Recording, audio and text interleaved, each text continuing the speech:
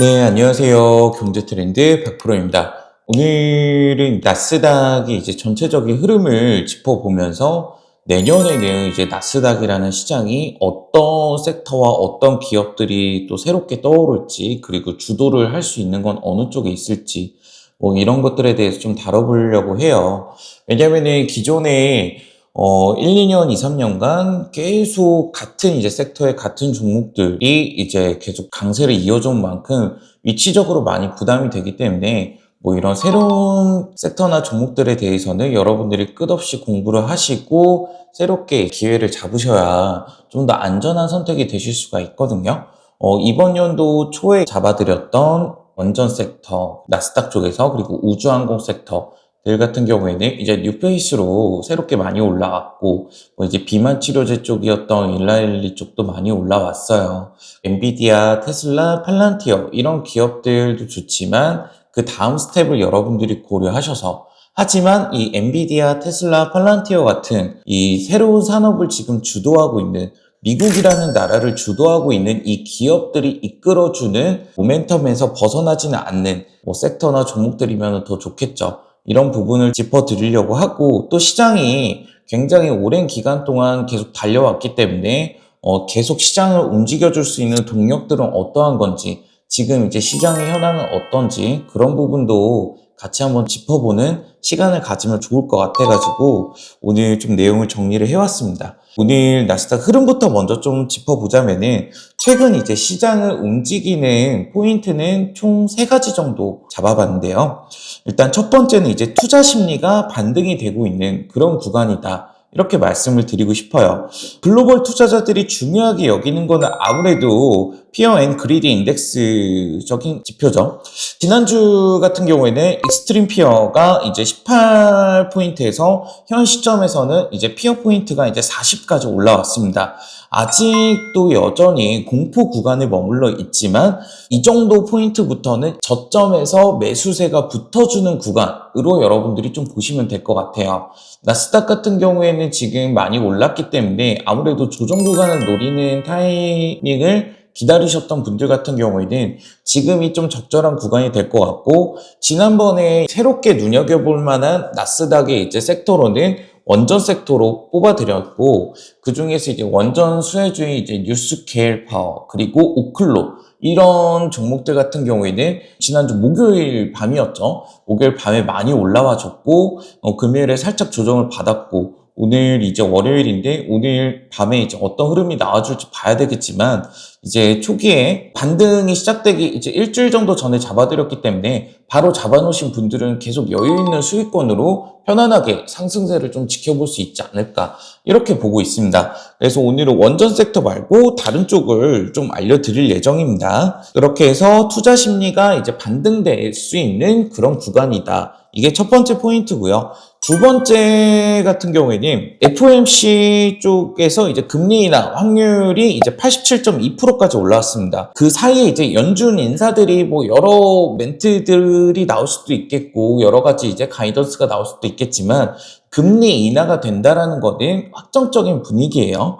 지금 시장은 이제 금리보다는 어느 정도 이제 얘기가 마무리가 됐고 명확해진 분위기이기 때문에 금리보다는 이제 실적 시즌에 포커싱을 두고 움직일 가능성이 크죠. 그렇기 때문에 곧 이제 나와줄 실적 발표 시즌에서 좋은 데이터를 또 보여줄 만한 기업들이 일정이 어떤 애들이 있는지 그런 것도 미리 좀 체크를 해야 되겠죠. 엔비디아는 이제 최근에 나갔으니까. 마지막 이제 세 번째 포인트는 AI 실적 시즌, 방금 말씀드렸죠.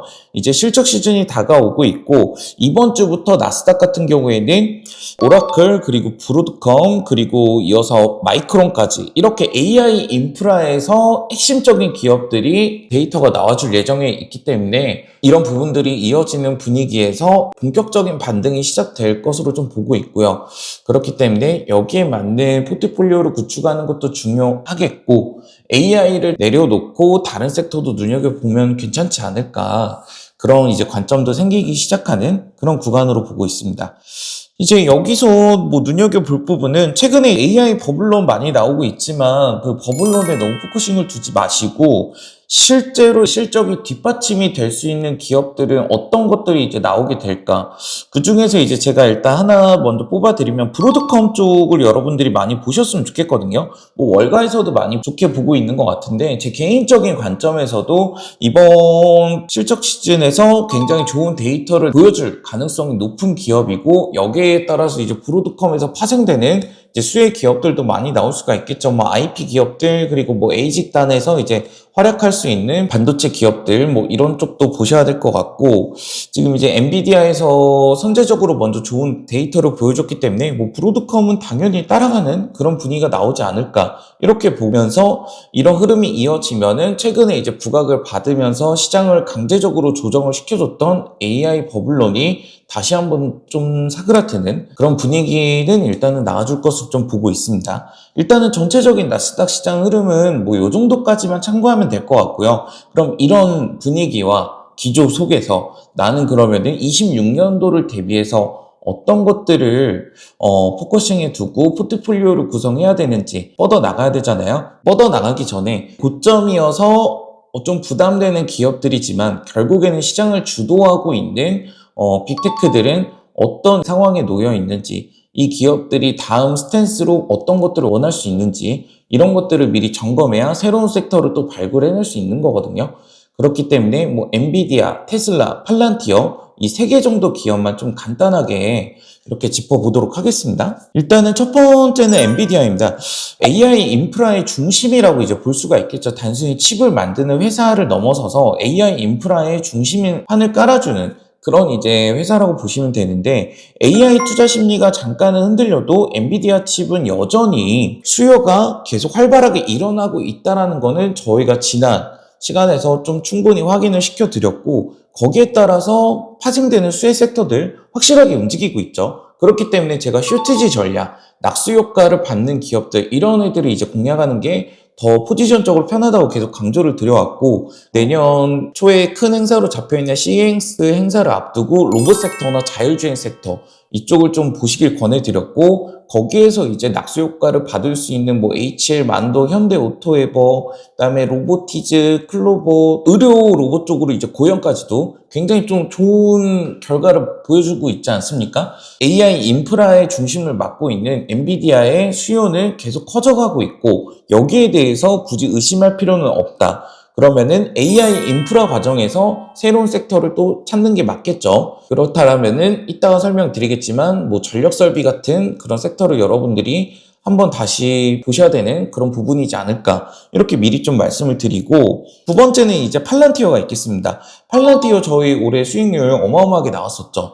구독자분들 초창기부터 잘 따라가신 분들은 뭐 좋은 결과 당연히 가져갔을 거라고 보고 있는데 일단 팔란티어 같은 경우에는 AI 소프트웨어의 표준 플랫폼 기업으로 계속 발돋움해 나간다 이렇게 보시면 될 것 같아요.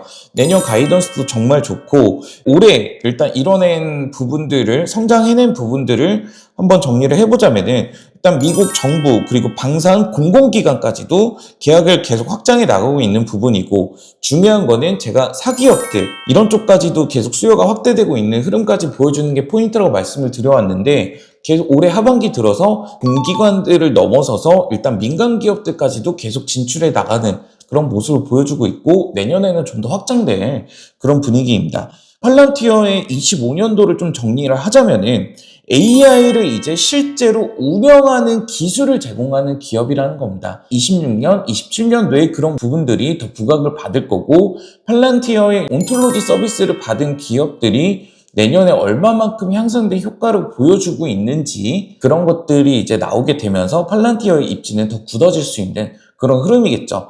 잘 나오겠죠. 굉장히 많은 돈을 들여서 이제 온톨로지 서비스를 이용을 하고 있다라는 거는 큰 기업들이 이 서비스를 이용하는 거를 결정하는 과정까지 굉장히 많은 검토 과정이 일어났을 거고 확신이 있기 때문에 팔란티어와 이제 협업을 하게 된 부분이고 팔란티어가 어느 정도 이 시장에서 역할이 계속 커져갈 수 있는지는 내년도에 좀 더 많이 보여줄 수 있는 부분이라고 생각이 됩니다. 물론 지금 굉장히 오버밸류에이션 상태이기 때문에 이 팔란티어로부터 이제 파생되는 그런 부분도 여러분들이 염두에 두셔야 될 것 같고 지금 당장 이제 소프트웨어 쪽은 미국 내에서는 크게 사실 보이진 않아요. 뭐 대체 기업이 사실 있지도 않고 오히려 국내 기업 쪽으로 소프트웨어 플랫폼을 가지고 있는 기업들을 지금 노려서 들어갔을 때 더 좋은 성과를 보여주고 있기 때문에 AI 소프트웨어 쪽으로는 국내 기업들이 지금 잘하고 있는 기업들이 많거든요. 굉장히. 지금 구글에서도 M&A로 이제 어떻게든 이전을 해가려는 움직임도 보이고 있는 그런 기업들도 많고 하기 때문에 이쪽으로 계속 같이 공부를 하는 시간도 가져볼 예정입니다. 마지막으로는 이제 테슬라인데요. 테슬라 같은 경우에는 전기차 회사로만 보시는 분들은 없겠죠. 최소 저희 채널 구독자라면은 전기차 실적에 대해서는 굳이 이제 테슬라 주가를 해석하기는 어렵고 앞으로 이제 보여줄 휴머노이드 로봇과 그리고 자율주행, 단순히 전기차를 넘어서 자율주행차를 보여주는 그리고 자율주행 차량을 생산하는 기업을 넘어서 전 세계에서 생산되는 자동차에 자율주행 플랫폼을 이제 판매하는 그런 기업으로 발돋움할 수 있는 그런 26년도가 되어야 한다. 이렇게 좀 말씀을 드리고 싶어요. 될 거다라고 말씀드리기보다는 그렇게 돼야 된다라는 게 지금 테슬라의 입지거든요. 왜냐하면 중국 쪽도 너무 잘하고 있기 때문에 과연 이제 테슬라의 프레스티가 얼마만큼의 퍼포먼스를 보여주고 얼마큼 또 앞서 있는 모습을 보여줄지가 관건이 되지 않을까 이렇게 보고 있고요. 테슬라 같은 경우에는 이제 앞으로 자동차 기업으로 가면은 안 되고 AI 로봇 그리고 자율주행 모빌리티 플랫폼 기업으로 발돋움해 나가야 중국 쪽의 자본력을 이겨내는 기업으로 확실히 굳건하게 이미지를 다져갈 수 있는 그런 26년도가 되지 않을까 이렇게 보고 있습니다. 지금 최근에 보여주고 있는 퍼포먼스는 나쁘지 않다고 보고 있어요. 자, 그러면은 이제 본론이겠죠? 그렇다면은 이런 기업들 말고 새로운 섹터는 어디서 봐야 되냐? 사실 작년 연말에 한번 다뤘었기 때문에 초창기 구독자분들은 이미 많은 수익을 거두셨을 섹터입니다. 바로 우주항공 섹터이거든요. 요즘 또 쉬어가는 흐름도 많이 나와줬고 충분히 잡을 만한 자리에 위치를 해 있다고 보고 있어요. 그 중에서 이제 뽑아들인 기업이 뭐 로켓랩이 있었고 그 다음에 AST, 스페이스 모바일 뭐 이제 티커로는 ASTS로 이제 검색하시면 나올 거고 로켓랩은 RKLB 이렇게 검색하셔야 나옵니다. 자, 이 두 개 기업들을 왜 지금 시점에서 또 다시 연말 구간에 보시면 좋겠다고 말씀드리는 게 공교롭게도 이제 작년 연말에 좀 강조 드렸었는데 다시 한번 이제 올해 연말에도 강조를 좀 드리고 싶은 기업이거든요. 왜냐하면 예산책 정도 나오면서 이제 우주항공 산업에 대해서 트럼프 정부에서도 조금 더 퍼포먼스를 보여줄 수 있는 환경도 마련이 되었고 움직임도 나와줄 차례이기 때문에 이제 스페이스X 쪽을 다시 여러분들이 좀 집중해서 보시면 좋을 것 같거든요. 일단은 스페이스X 쪽에서 시장 전체를 흔들 만한 대형 이벤트들도 많이 가지고 있습니다. 스페이스X 구주 매각이 진행이 되고 있어요. 시장에서 평가한 밸류에이션 같은 경우는 이제 8천억 달러 정도이거든요. 근데 이번 거래가 이제 IPO 전 밸류 테스트 과정이라는 해석이 많습니다. 미국에서 이제 차세대 산업으로 많이 밀고 있는 만큼 많은 투자도 일어날 수밖에 없고 이 밸류 테스트 과정도 무사하게 좀 통과를 할 수 있는 그런 퍼포먼스를 보여주지 않을까 이렇게 시장은 보고 있고 저 역시도 좀 긍정적으로 보고 있거든요. 이번 계기를 통해서 이제 스타링크 주식에 대해서 분할 상장 가능성도 다시 한번 또 부각을 될 수 있고 그런 과정에서 로켓랩이나 그다음에 ASTS 같은 나스닥에 상장된 우주항공 섹터에 관련 수혜 기업들이 주가적인 측면에서 좀 반사 이익을 얻지 않을까 이렇게 보고 있거든요. 로켓랩, ASTS 이 두 개 기업에 대해서 간단하게 설명을 해드리자면 로켓랩 먼저 보겠습니다. 로켓랩은 소형 발사체 쪽에서 이제 핵심 기업이라고 여러분들이 정의를 하시면 되고요. 국방부 그리고 나사에서 진행하는 이런 대형 프로젝트들도 계속 참여를 많이 하고 있고 그 역할도 계속 확대되는 부분이거든요. 그 위성 발사 쪽이 굉장히 수요가 많이 증가하고 있기 때문에 계속해서 이제 수혜를 받는 범위가 커지고 있고 그에 따른 이제 밸류에이션이 다시 한 번 더 계속 부각이 될 수 있는 26년도가 될 거라고 저는 좀 보고 있습니다. 스페이스X가 상장이 된다고 해서 로켓랩의 주가가 뭐 악영향을 받거나 그러진 않을 것 같아요. 오히려 스페이스X가 상장하면은 우주항공 섹터에 대한 밸류에이션이 다시 한번 리레이팅이 될 것이고 높게 될 것이기 때문에 로켓랩의 주가도 다시 한번 더 재평가를 받게 되는 기회를 얻는 그런 환경에 놓여질 것이라고 여러분들도 같이 보셨으면 좋겠고요. 두 번째는 AST 스페이스 모바일, ASTS인데요. 이 기업 같은 경우에는 이제 위성과 스마트폰을 직접 연결하는 기술을 가지고 있는 회사입니다. 딱히 이제 경쟁 기업은 없는 상황이기 때문에 아무래도 좀 주가가 편안하게 움직일 수 있는 장점이 있고요.